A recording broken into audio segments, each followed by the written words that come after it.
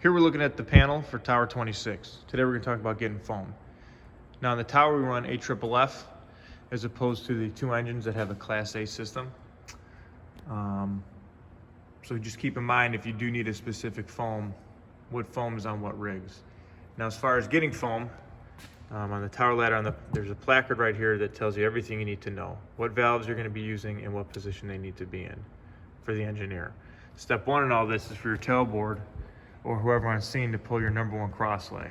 Now it's got to be the number one cross lay. That's the only hose line that we have that's connected to the foam system. Traditionally, combination nozzles need 100 PSI at the tip. This nozzle specifically is a low PSI model, so we only have to run it to 50 PSI to the tip. Now this low pressure setting didn't agitate the foam enough, so this one can switch.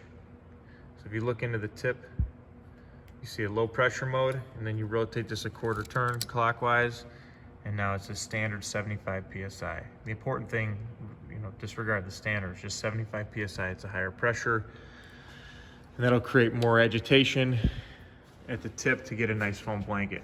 So once your cross lay's pulled and your nozzle's set to the 75 PSI mode, the engineer at this point either is running off tank water or he can get his positive pressure water supply, and then comes over here, opens up the valve for pre-connect 1. You see it's the only one that says foam.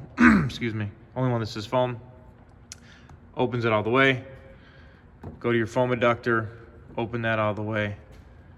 Go to your foam handle, open that all the way.